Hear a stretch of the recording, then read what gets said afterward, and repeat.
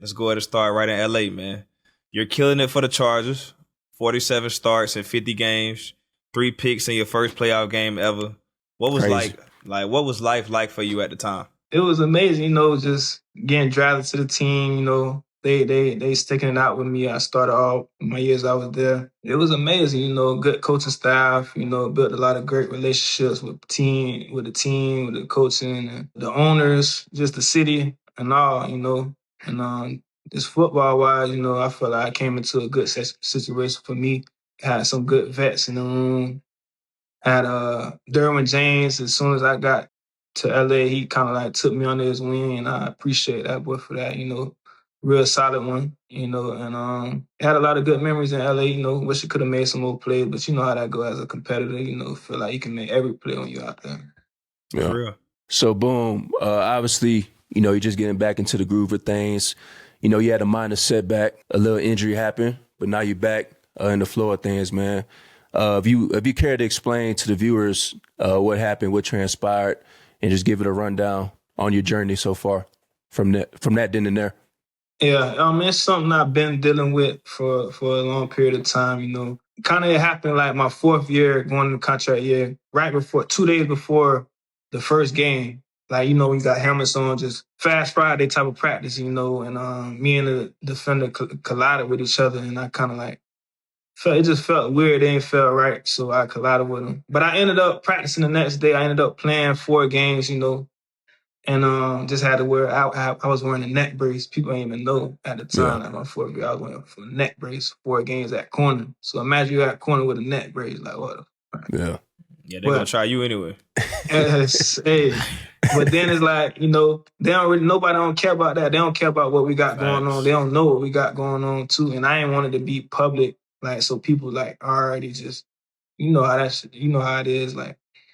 So yeah, I played 4 games and then I heard it again in practice. So I didn't really get hurt in the game. So that's why I just kind of like, it's kind of weird because I didn't get hurt in the game. I got hurt in practice. And then after that time in practice, I had went and got some MRI and imaging and they kind of like shut me down from the charter standpoint. Like they wasn't like with that. So I was going back and forth. Like I didn't really want to get the surgery. I ain't gonna lie to you. That's why it took so long for me to get it. I got hurt in like October. I ended up getting the surgery in April of the next following season. So I'm like, I kind of just waited. I took my time. I wasn't really tripping. Like it was already contract year, everything. Like it was already. So I'm just like taking my time with everything. And I ended up getting the surgery. Dr. Concool, he's in Pittsburgh. He the Pittsburgh neurosurgeon guy, and he got good reviews. I did my research on all the people he did, and I'm glad I went to him. And I'm thankful for him and his staff.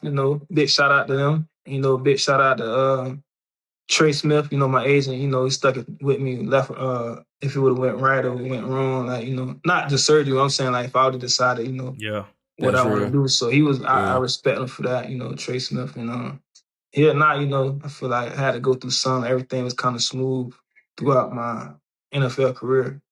So I feel like, something that you don't have to go through something, but sometimes like it just happens like that. And I feel like, I ain't gonna question God. Yeah.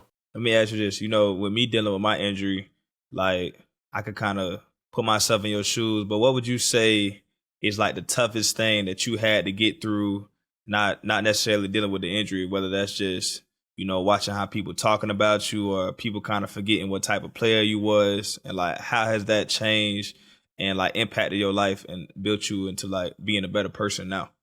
Yeah, I ain't gonna lie. That's why I say it's kind of. I feel like God made me sit down for a reason and just see that. Like going October, when I'm not playing, so I'm checking Twitter. I need to stop that though. I always just check Twitter after the games and checking Twitter. I gotta stop that. But that's just me, like, and I like to prove people wrong. So like, they gonna say bad stuff on Twitter. So I used to always see like, oh, you got benched. Oh, you suck. You all this, but they didn't really know what was going on. I'm dealing with a neck injury, so it's like. And the fans, the fans get crazy. Like once they feel the type of way, they get crazy. So like, just dealing with that and dealing with the family and the family was cool. They were behind me regardless, but it's just like it's just a big turn. Like one minute you playing football on the high and everything's all good. Next minute you can't play, even if you wanted to play. And this is what you've been doing. I've been playing football since I was 5. So I've been doing this year in, year out, 20 years straight, 21 years straight. It was definitely a big change. So I had to adapt to that, and it just opened my eyes to life. You know what I'm saying? Like, I'm thankful for that, you know. I'm thankful for that, you know, just going through that. And it made me closer with people that I need to be close with. Yeah. So boom, you get through that. Then just a few weeks after being cleared, you know, you join the Steelers. You catch a pick against the Dolphins. Take me into that moment after everything, you know, the surgery, the rehab, the doubt, the questions. You catch that interception. What was racing through your mind?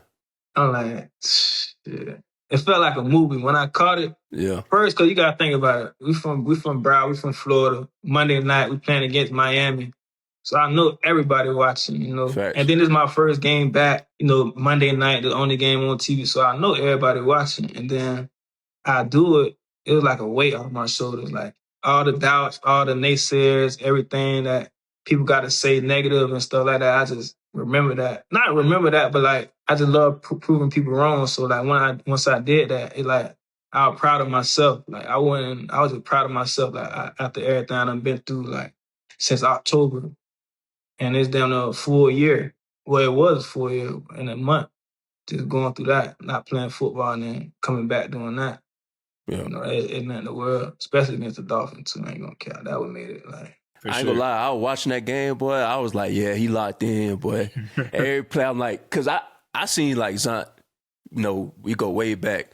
And I'm like, a few plays, I was like, man, you better not throw over there.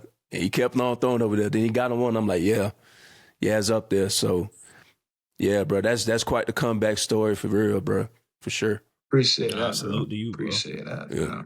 You keep talking about like proving people wrong. What do you think that comes from? Like obviously we all know playing football when we was young, being doubted, being motivated.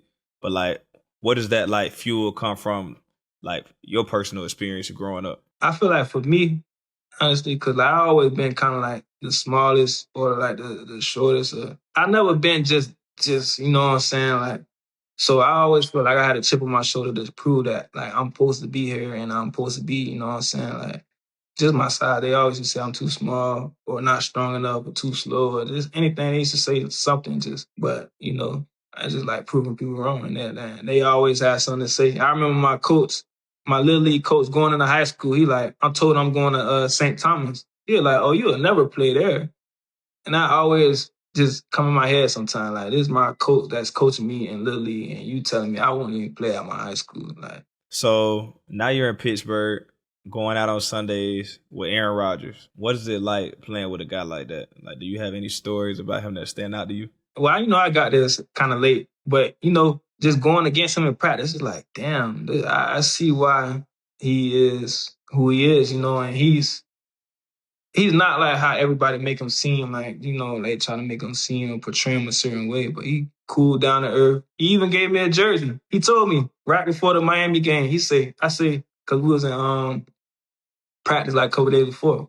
I'm like, bro, let me get a jersey. He like, you catch a pick, I got you. So I caught a pick. So I went to the sideline, I'm looking for you. Hey, boy. Hey, I need that Aaron Rodgers jersey. What? Yeah. I need that. So I respect him though. And he, you know, he a team player.